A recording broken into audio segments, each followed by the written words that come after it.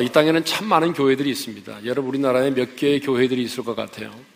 우리나라에 5만여 개의 교회가 있습니다. 세상에 어디를 가봐도 우리나라처럼 교회가 많은 곳이 없는 것 같아요. 특별히 성지순례를 하다 보게 되면 교회를 찾아보기가 어렵습니다. 한때는 복음의 영광과 하나님 나라 역사의 현장이 있었던 곳인데 지금은 여러분 모슬림의 사원인 모스크만 서 있고 십자가 종탑은 거의 없습니다. 이번 성지순례 기간 동안에 우리가 주일 예배를 빌라델비아 교회에서 드렸습니다. 가이드는 우리가 호텔에서 예배를 드리기를 원했지만 그래도 역시 성지순례에는 현장에서 예배를 드리는 것이 좋다고 생각을 해서 우리가 빌라델비아 교회에서 예배를 드렸는데 빌라델비아 교회는 세 개의 기둥만 서 있고 그리고 마을 한복판에 있기 때문에 저희들이 크게 찬송하면서 예배를 드릴 수가 없었어요. 이른 아침 도착한 우리들이 아주 조용하게 찬송도 하고 예배를 드렸는데 그날에 성령께서 우리에게 주시는 은혜가 참 많았습니다. 그래서 오늘 빌라델비아 교회를 다음 주까지 함께 묵상을 하기로 했는데요. 이 빌라델비아는 지금의 터키 서남부에 위치한 4대 교회에서 이 동남쪽으로 한 40km 떨어진 곳에 위치를 하고 있습니다. 이런 지역적인 요건 때문에 예전부터 이 그리스라든가 로마가 동방을 중앙아시아 쪽, 그러니까 동쪽으로 향하여 가기 위해서는요, 이 동방의 관문이라고 일컬어지는 이 빌라델비아를 통과해야만 했습니다. 그래서 동방의 관문으로 그렇게 불려졌던 것이죠. 이 빌라델비아 교회가 누구에 의해서 세워졌는지는 알 수 없지만 소아시아 7교회에 성경에 나오는 소아시아 7교회 중에 하나로 실제로 존재했던 역사적인 교회입니다. 사도 요한이 반모섬에 유배를 당하고 있을 때에 성령께서 감동을 주사 네가 보고 들은 것을 기록하여 7교회에 보내라고 말씀을 하셨죠. 그래서 요한계시록 2장과 3장을 보게 되면 소아시아 7교회가 나오게 됩니다. 자, 성령의 감동함을 입은 사도 요한이 7교회의 사자들에게 편지를 써 보냈는데 이 편지를 보게 되면 책망이 있고 칭찬이 있습니다. 그런데 그 책망과 칭찬에 앞서서 그 교회에 말씀하신 주님이 어떤 분이신지를 계시하고 있다는 사실입니다. 그러면 이 빌라델비아 교회는 주님이 어떤 분으로 소개되어 있죠? 자, 우리 7절을 읽겠습니다. 다 같이 시작. 빌라델비아 교회의 사자에게 편지하라. 거룩하고 진실하사 다윗의 열쇠를 가지신 이 곧 열면 닫을 사람이 없고 닫으면 열 사람이 없는 그가 이르시되. 그러니까 거룩하고 진실하신 하나님께서 지금 우리에게 말씀하시는 것입니다. 거룩과 진실은 하나님의 대표적인 성품입니다. 여러분, 우리 하나님이 얼마나 거룩한 분인지 아세요? 여러분, 상상을 초월할 정도로 거룩하신 분이세요. 이사야 6장을 보게 되면 우시야 왕이 죽던 해에 이사야 선지자가 하나님의 보좌의 영광을 보았는데요, 거기 이렇게 되어 있습니다. 여러분, 이사야 6장 3절을 읽겠습니다. 다 같이 시작. 거룩하다 거룩하다 거룩하다 만군의 여호와여 그의 영광이 온 땅에 충만하도다. 거기 보게 되면 죄 없는 천사들이, 죄를 지어본 경험이 없는 천사들이 두 날개로는 자기 발을 가리우고 두 날개로는 자기 얼굴을 가리우고 두 날개로는 하나님 앞에서 날면서 거룩하다 거룩하다 거룩하다. 왜 세 번 한지 아세요? 성부 하나님, 성자 예수님, 성령 하나님, 삼위 하나님 거룩하신 분입니다 라고 하나님을 노래하고 있어요. 여러분, 요한계시록에도 보게 되면요, 하늘의 영광의 보좌를 보았는데 천사들이 밤낮 쉬지 않고 거룩하다 거룩하다 거룩하다 거룩하신 하나님을 노래하고 있습니다. 여러분, 죄 없는 천사도 얼마나 하나님이 거룩하시든지 자기의 얼굴을 가릴 수밖에 없을 만큼 그런 분이라는 거예요. 여러분, 우리 하나님은 그렇게 거룩하신 분이십니다. 또 우리 하나님은 진실하신 분이시죠. 진실은 하나님의 성품이에요. 사탄의 성품이 뭐예요? 거짓이죠. 그래서 사탄을 뭐라고 해요? 거짓의 아비. 그래서 우리 하나님은 진실하기 때문에 오늘 또 거짓을 말하고 거짓을 행하는 자를 싫어하세요. 진실을 말하고 진실되게 행하는 자를 주님이 좋아하시는 거예요. 시편 117편 2절에 이런 말씀이 있습니다. 다 같이 읽겠습니다. 시작. 우리에게 행하신 여호와의 인자하심이 크시고 여호와의 진실하심이 영원함이로다. 네. 그래서 이렇게 거룩하고 진실하신 하나님께서 빌라델비아 교회에, 그리고 오늘 저와 여러분에게 말씀하고 계십니다. 자, 두 번째로 오늘 우리에게 말씀하시는 하나님, 빌라델비아 교회에 말씀하신 주님이 어떤 분이냐 그러면 다윗의 열쇠를 가지신 분입니다. 다윗의 열쇠를. 7절 하반절을 읽겠습니다. 다 같이 시작. 다윗의 열쇠를 가지신 이 곧 열면 닫을 사람이 없고 닫으면 열 사람이 없는 그가 이르시되. 뭐 쉽게 주님이 열쇠를 가지고 계신다 이렇게 말하면 되는데 왜 다윗의 열쇠를 가지신이라고 주님을 말씀하고 있죠? 그것은요, 우리 예수님이 다윗의 후손으로 오실 뿐만 아니라 구약에 나와 있는 이 다윗 왕, 이스라엘의 왕이었던 다윗이 만왕의 왕으로 이 땅에 오실 예수 그리스도를 예표하고 있었기 때문에 그렇습니다. 그래서 여러분, 천사가 예수님이 이 땅에 탄생하실 때 그 마리아에게 이렇게 말했어요. 누가복음 1장 32절 33절입니다. 다 같이요. 주 하나님께서 그 조상 다윗의 왕위를 그에게 주시리니 영원히 야곱의 집을 왕으로 다스리실 것이며 그 나라가 무궁하리라. 그 조상 누구의 왕위를? 다윗의 왕위를 그에게 주신다라고 천사가 말했어요. 그러니까 여러분 무슨 말이냐면 구약에서의 다윗 왕은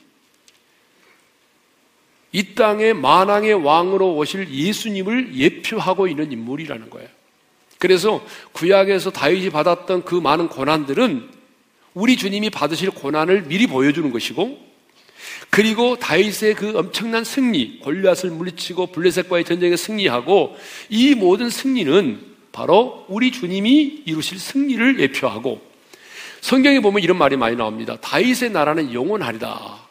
여러분, 어떻게 인간의 나라가 영원하겠어요? 바로 만왕의 왕이신 우리 주님이 지배하고 다스릴 그 하나님의 나라가 영원하다, 그런 얘기죠. 예.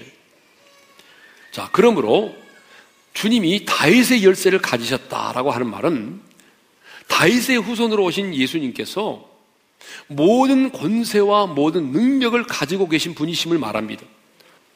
자, 그러면 왜 예수님의 빌라델비아 교회에 자신을 소개하면서 다윗의 열쇠를 가지신이라고 소개를 하셨을까요? 이것은 배경 때문에 그렇습니다. 그 시대 배경. 자, 빌라델비아의 교회 안에는 자칭 유대인이라고 하는 사람들이 자리를 잡고 있었습니다. 이 사람들은 어떻게 생각했냐면 오직 아브라함의 혈통을 가진 자신들만이 다윗의 열쇠를 쥐고 있다고 주장을 했어요. 그래서 예수를 믿음으로 구원을 받을 수 있다라고 하는, 누구든지 예수를 믿음으로 구원을 받을 수 있다고 하는 이 복음을 거절하고 심지어는 예수님의 메시아됨을 거절했어요. 사랑하는 성도 여러분, 열쇠는 모든 권세와 능력과 모든 통치와 이임을 상징하는 것입니다.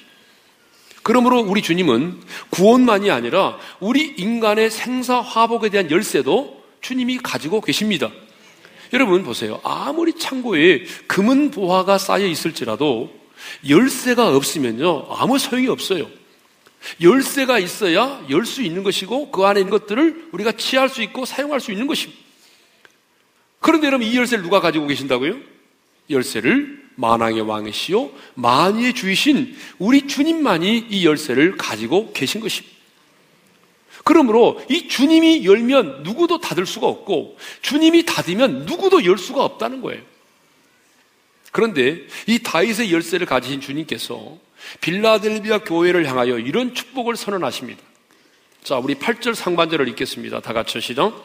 볼지어다 내가 네 앞에 열린 문을 두었으되 능히 닫을 사람이 없으리라.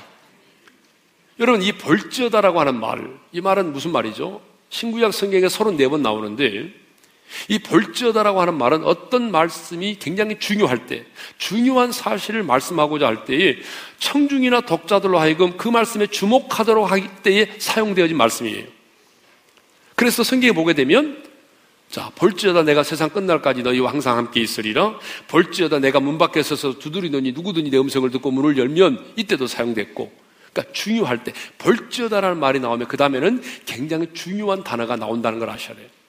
그러니까 오늘 본문에도 보니까 볼지어다, 그 뒤에 중요한 내용이 나온다는 거죠. 그 중요한 내용이 뭐죠? 읽겠습니다. 다시 한번 시작. 내가 네 앞에 열린 문을 두었으되 너희 닫을 사람이 없으리라. 하나님께서 빌라델비아 교회에 주신 첫 번째 축복이 뭐냐? 바로 열린 문입니다. 자, 첫 번째 축복이 뭐라고요? 열린 문이에요. 다윗의 열쇠를 가진 주님께서 닫으면 열 자가 없고 열면 닫을 자가 없는 주님께서 그들에게 주신 첫 번째 축복이 뭐냐 그러면 열린 문입니다. 그러면 여기서 말하는 열린 문이 뭐냐는 거예요. 성경에 보게 되면 문과 관련된 말씀이 참 많습니다. 그런데 우리가 이 빌라델비아 교회에 말씀하신 이 열린 문이 뭘까? 이것은요, 복음의 문, 선교의 문을 말합니다. 좀 더 구체적으로 말씀드리면 복음을 전파할 수 있는 기회, 복음을 받아들일 수 있는 기회를 말하는 거예요. 자, 사도행전을 보게 되면 바울이 전도를 마치고 이렇게 돌아와서 선교 보고를 하는 장면이 나옵니다. 여러분 선교 갔다 오면 보고하잖아요. 자, 보고를 하는데 이런 보고를 해요. 뭐라고 보고를 하냐 그러면 하나님께서 이방인들에게 이 믿음의 문을 열어주셨다는 거예요. 그들로 하여금 복음을 받아들일 수 있도록 하나님이 이 문을 열어주셨다. 이런 보고를 한 적이 있어요. 자, 사도행전 14장 27절을 읽겠습니다. 다 같이요. 그들이 이르러 교회를 모아 하나님이 함께 행하신 모든 일과 이방인들에게 믿음의 문을 여신 것을 보고하고. 네. 하나님이 그러니까 어때요? 이방인들에게도 믿음의 문을 열어주셔야만 가능하다는 거죠. 바울은 또 고린도 교회 편지하면서 하나님께서 그들 가운데 광대하고 유효한 문을 열어주셨으나 대적하는 자가 많았다, 이렇게 말씀하고 있어요. 자, 고린도전서 16장 9절입니다. 다 같이요. 내게 광대하고 유효한 문이 열렸으나 대적하는 자가 많음이라. 그때도 어때요? 문을 말하고 있어요. 열린 문. 바울은 골로새 교회 성도들에게 기도를 부탁을 하면서 하나님이 전도할 문을 열어주셔서 그리스도의 비밀을 담대히 말하게 해달라고 부탁을 하죠. 골로새서 4장 3절을 읽겠습니다. 시작. 또한 우리를 위하여 기도하되 하나님이 전도할 문을 우리에게 열어주사 그리스도의 비밀을 말하게 하시기를 구하라. 자, 이것을 보게 되면 열린 문은 복음의 문이, 선교의 문이 이렇게 열리는 것을 말합니다. 주님은 동방의 관문이라고 여겨졌던 그 빌라델비아 교회에 이 열린 문을 허락해 주셔서 그 교회를 통해서 많은 사람들에게 복음이 증거되게 하셨고 많은 영혼들이 그 복음을 듣고 주께 돌아오게 했던 것이죠. 여러분, 이것은 교회가 누릴 수 있는 가장 큰 영광이고 교회가 누릴 수 있는 가장 큰 축복인 것입니다. 여러분 한번 생각해 보세요. 이 땅에 교회가 누릴 수 있는 최고의 영광이 뭐겠어요? 선교와 복음의 문이 열려서 수많은 영혼들이 예수를 믿고 주께로 돌아오는 거 아니겠습니까? 그것이 교회가 누릴 수 있는 최고의 영광이지, 뭐 교회가 돈 싸는 거 아니지 않습니까? 예? 뭐 교회가 이 땅에 존재하는 거, 뭐 큰 교회 짓는 거 아니지 않습니까? 교회의 가장 큰 축복과 영광은 하나님이 세우신 그 교회에 하나님이 선교의 문을 열어주시고 복음의 문을 열어주셔서 수많은 영혼들이 주께로 돌아오는 역사가 일어나는 것이죠. 자, 이것을 보게 되면요, 이 전도의 문, 선교의 문, 이 복음의 문도 하나님이 열어주셔야 돼요. 하나님이 열어주시지 않으면 안 됩니다. 그렇기 때문에 바울이 골로새 교회 성도들에게 전도의 문을 열어주셔서 내가 그리스도의 비밀을 담대히 말하게 해달라고 기도를 부탁했지 않습니까? 저는 이 말씀을 묵상하면서 주님, 그렇습니다. 우리 교회에도 주님께서 이 복음의 문, 선교의 문을 활짝 열어주십시오. 우리가 품고 이하여 기도하는 자 3대 미전독 종족 가운데 하나님의 선교의 문을 활짝 열어주십시오. 여러분, 기도해야 되겠습니다. 여러분, 선교의 문만이 아니라 여러분 믿지 않은 여러분의 가문에도 믿음의 문을 열어주셔야 되잖아요. 남편의 구원을 위해서, 믿지 않은 가정의 구원을 위해서 기도하고 있는 성도들이 얼마나 많았습니까? 하나님이 여러분의 그 가문 가운데 믿음의 문을 열어주시기를 주님의 이름으로 축원합니다. 하나님이 여러분의 가문 가운데 복음의 문을 열어주셔야 됩니다. 저 북한에도 여러분 복음의 문이 활짝 열려야 됩니다. 우리가 예전에 공산 정권들이 있을 때 그 철의 장막인 공산골에 언제 문이 열릴까? 여러분 생각했지만 그동안에 참 우리 한국교회가 여러분 무슨 기도를 많이 했냐면 저 공산주의 세계에 문이 열리도록 기도를 많이 했었거든요. 우리 어릴 때도 보게 되면 장로님들 늘 기도할 때마다 자 공산주의가 이제 해체되게 해주시고 그 땅 가운데 문이 열리게 해주고 그러는데 여러분 보세요. 어느 한순간에 그냥 공산주의가 싹 문이 열렸잖아요. 네? 문을 여시는 분이 누구죠? 하나님이세요. 네? 그러니까 여러분 북한에도 복음의 문이 열리도록 기도해야 됩니다. 저 무슬림의 땅인 터키, 인도네시아, 중앙아시아, 북아프리카, 힌두교의 땅인 인도, 여러분 이런 곳곳에 하나님께서 복음의 문을 열어주시고 선교의 문을 열어주시도록 여러분 우리는 기도해야 할 것입니다. 뿐만 아니라 우리 삶에는 복음의 문, 선교의 문만이 아니라 열려야 될 문들이 많습니다. 올해 우리 교회 표가 뭡니까? 열어 보게 하셨어요. 여러분 왜요? 열려야 볼 수 있고 열려야 들어가서 취할 수 있는 거 아닙니까? 하늘의 보고에 아무리 많은 것이 쌓여 있을지라도 여러분 그것이 열리지 않으면 그 하늘의 보고가 나와는 무슨 상관이 있겠어요? 예? 그래서 신명기 28장 12절에 이런 말씀이 있어요. 다 같이 읽겠습니다. 시작. 여호와께서 너를 위하여 하늘의 아름다운 보고를 여시사. 하나님께서 하나님 나라의 아름다운 보고를 열어주셔야만이 그 보고에 쌓여있는 빛들의 아버지께로부터 그 보고에 쌓이는 수많은 것들이 여러분 우리에게 임할 수 있는 것입니다. 뿐만 아니라 우리에게는 기도의 문이 열리고 하늘의 문이 열리고 관계의 문이 열리고 때로는 비즈니스의 문도 열리고 태의 문도 열려야 됩니다. 그런데 그것을 열고 다는 분이 누구죠? 바로 다윗의 열쇠를 가지고 계신 우리 주님이십니다. 여러분 이 문을 열고 닫을 수 있는 분은 주님이세요. 여러분 이 사실을 여러분이 진짜 믿어야 됩니다. 이 문을 열고 닫을 수 있는 분이 누구냐? 주님이라는 사실. 주님이 열고자 하면 누구도 닫을 수가 없고 주님이 닫으면 누구도 열 수 없다는 것입니다. 그런데 우리는 이 사실을 모르고 내 힘과 내 능력으로 열고 닫으려고 할 때가 얼마나 많은지 모릅니다. 여러분이 아무리 힘쓰고 애쓰고 노력해도 여러분의 힘과 여러분의 노력만으로 여러분 하늘의 문이 열리지 않아요. 하늘의 보고가 열리지 않습니다. 열쇠를 가지신 주님만이 열 수가 있습니다. 열쇠를 가지신 그분만이 우리의 문을 열어주실 수가 있는 거예요. 예전에 우리 어머님들은요 며느리가 시집을 와도 곳간에 열쇠를 맡기지 않았어요. 언제 맡깁니까? 실컷 일은 하게 하고 언제 맡기죠? 열쇠를 들 만한 기력이 없을 때 맡겼어요. 열쇠를 가진 사람이 최고예요. 아무리 여러분 보세요. 그 곳간에 많은 것이 쌓여 있어도요. 예? 열쇠를 안 주면 할 수가 없는 거예요. 근데 열쇠를 가지신 분이 누구냐? 바로 우리 주님이십니다. 우리 주님만이 모든 문들의 열쇠를 가지고 있어요. 예? 주께서 빌라델비아 교회에 열린 문을 두신 것처럼 다윗의 열쇠를 가진 주님께서 우리 교회에 열린 문을 주시기를 소망합니다. 다윗의 열쇠를 가진 주께서 우리 성도들의 가정과 사역과 비전 가운데 많은 문들을 열어주시기를 주님의 이름으로 소원합니다. 자, 주께서 빌라델비아 교회에 주신 두 번째 축복이 있습니다. 그 축복이 뭐냐 그러면 원수의 굴복입니다. 9절을 읽겠습니다. 다 같이요. 보라, 사탄의 회당 곧 자칭 유대인이라 하나 그렇지 아니하고 거짓말하는 자들 중에서 며칠 내게 주어 그들로 와서 내 발 앞에 절하게 하고 내가 너를 사랑하는 줄을 알게 하리라. 충성스러운 빌라델비아 교회에도 그들을 미워하고 대적하는 원수들이 있었다는 거죠. 그들이 누굽니까? 사탄의 회당에 속한 자들인 유대인들이었어요. 그들은 잠깐 언급했지만 아브라함의 후손인 자신들만이 다윗의 열쇠를 가지고 있다고 주장을 하면서 예수를 믿음으로 구원을 받는다고 하는 복음을 거부했습니다. 예수님의 메시아 되심만 거부하는 것이 아니라 그 복음을 전하는 자들을 핍박하고 비난했어요. 그런데 주님은 말씀하십니다. 그들 중에 몇 사람을, 모두가 아닙니다. 그들 중에 몇 사람을 네 발 앞에 절하게 하겠다라고 말씀하셨어요. 너희를 대적하는 원수들로 하여금 내 발 앞에 절하게 하겠다. 이 말은 무슨 말이죠? 악한 세력들을 너희 앞에 굴복시키겠다 그런 얘기입니다.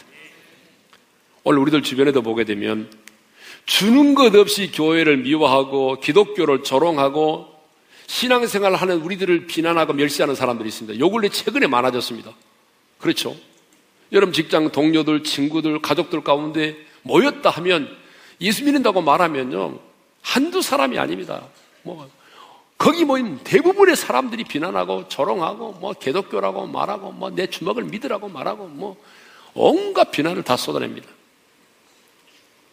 그런데 그렇게 예수 믿는 것을 싫어하고 핍박하던 직장의 동료나 친구나 가족 중에 한 사람이 어느 날 갑자기 자신의 잘못을 뉘우치고 회개하고 예수님을 영접하는 일이 일어난다면 여러분 이보다 더 큰 기쁨이 어디 있겠어요? 이보다 더 큰 감동과 감격이 어디 있겠어요? 진짜 유쾌, 상쾌, 통쾌한 거죠. 예? 마귀가 좋아하는 일만 골라서 하던 사람이 어느 날 갑자기 예수를 믿겠습니다. 나도 예수를 믿으려고 하는데 좀 도와줄 수 없나요? 하고 나타난다면 진짜 감동이죠. 그런데 이런 놀라운 일이 빌라델비아 교회 안에 일어나게 해 주시겠다고 주님이 말씀하십니다. 더 놀라운 사실은요, 주님은 이런 너희를 대적하는 원수들의 굴복을 통해서 내가 너희를 얼마나 사랑하는 줄을 알게 하리라. 내가 너를 얼마나 사랑하는 줄을 알게 하겠다. 그렇게 말씀하셨어요. 9절 하반절을 읽겠습니다. 시작. 그들로 와서 내 발 앞에 절하게 하고 내가 너를 사랑하는 줄을 알게 하리라. 하나님은 너희를 대적하는 자들로 내 앞에 굴복하게 함으로 내가 너를 얼마나 사랑하는 줄을 내가 나타내 보여주시겠다는 것입니다. 여러분, 주님의 이 말씀이 그 당시에 복음 때문에 핍박받고 예수 믿는다고 비난받고 멸시를 받고 있던 이 빌라델비아 교회 성도들에게 얼마나 위로가 되고 힘이 되었겠습니까? 그런데 오늘 본문에서는 하나님께서 우리를 대적하는 원수를 굴복시킴으로 당신의 사랑을 우리 가운데 나타내 보이시겠다고 말씀하십니다. 주님은 오늘 저와 여러분에게 말씀하십니다. 너를 대적하는 자들이 있느냐? 너를 핍박하는 자들이 있느냐? 너희 가족 가운데 네가 예수 믿는다는 이유 때문에 너를 비난하고 핍박하는 자가 있느냐? 내 직장과 동료와 친구들 가운데 네가 예수 믿는다는 이유 때문에 너를 비난하고 핍박하는 자가 있느냐? 너를 멸시하는 자가 있느냐? 내가 그들 중에 몇 사람을 본보기로 네 발 아래 굴복하도록 하겠다. 그래서 내가 너를 얼마나 사랑하는지를 나타내 보이겠다. 여러분, 하나님은 우리를 고통스럽게 하는 사람만 우리 앞에 굴복해 하는 것이 아니라 우리를 압박하고 우리를 지배하고 우리를 괴롭히는 환경도 인생의 풍랑도 우리 앞에 굴복해 하시는 분인 줄 믿습니다. 사람만이 아니라 환경도 우리 앞에 굴복해 하시는 분이십니다. 왜냐? 하나님은 당신의 자녀들인 우리들이 불의한 세력의 무시를 당하고 고난당할 때 주님의 마음이 너무나 상하시기 때문에 그렇습니다. 그래서 하나님은 늘 우리의 인생 가운데 역전의 은혜를 허락하십니다. 언젠가도 제가 설교한 기억이 납니다. 우리 하나님은 역전의 명수이시라고. 하나님은 역전의 명수세요. 성경을 보게 되면 하나님의 사람들은 대부분 다 역전의 은혜를 경험했던 사람들입니다. 여러분, 야곱도 역전의 은혜를 경험했고요. 여러분, 요셉도 역전의 은혜를 경험했어요. 모르드게도 역전의 은혜를 경험했습니다. 다니엘도 모두 다 역전의 은총을 경험한 사람들입니다. 성경에 나오는 인물들 중에 가장 많이 역전의 은혜를 경험한 사람이 누구냐? 바로 다윗입니다. 그래서 다윗은요, 자기의 살아온 인생을 회고하면서 시편 23편을 썼는데 그 시편 23편 5절에서 이렇게 하나님을 노래하고 있어요. 다 같이 읽겠습니다. 시작. 주께서 내 원수의 목전에서 내게 상을 차려주시고 기름을 내 머리에 부으셨으니 내 잔이 넘치나이다. 주께서 내 원수의 목전에서, 원수가 바라보는 그 앞에서 내게 상을 주시고 기름을 내 머리에 부으셨다는 것입니다. 무슨 말입니까? 하나님은요, 나를 다윗을 미워하고 대적하고 죽이려고 하는 그 원수들의 목전에서 보란듯이 하나님께서 다윗에게 상을 베푸셨다는 얘기입니다. 사울이 그토록 자기를 죽이려고 했지만 하나님은 사울의 목전에서 다윗을 눈동자처럼 지켜주시고 마침내 이스라엘의 왕이 되게 하셨던 것입니다. 사랑하는 성도 여러분, 운동 경기에만 역전이 있는 것이 아닙니다. 여러분, 우리의 인생에도, 우리의 신앙생활에도 역전의 은총이 있습니다. 하나님이 함께 하시면 우리는 수많은 역전의 은총을, 역전의 영광을 볼 수가 있습니다. 그래서 예수님도 누가복음 6장 21절 하반절에 이런 말씀하셨습니다. 다 같이 읽겠습니다. 지금 우는 자는 복이 있나니 너희가 웃을 것이며. 여러분, 지금 울고 있는 자가 있느냐? 머지않은 장래에 웃을 날이 온다는 것입니다. 역전의 은총이 임한다는 거예요. 역전의 은혜가 우리 가운데 임한단 말입니다. 그러므로 여러분, 인생이 힘들다고 포기하지 마십시오. 낙심하지 마십시오. 역전의 하나님을 기대하십시오. 역전의 은총을 사모하십시오. 여러분의 원수들이 여러분의 발 앞에 엎드려 굴복하는 날이 마침내 올 것입니다. 지금은 내가 눈물을 흘리게 될지라도 머지않은 그날에 우리는 우리 앞에 열린 문을 두시고 원수의 굴복을 통해서 당신의 사랑을 나타내 보이신 그 하나님을 목이 메이도록 찬양하는 날이 우리에게 올 것입니다.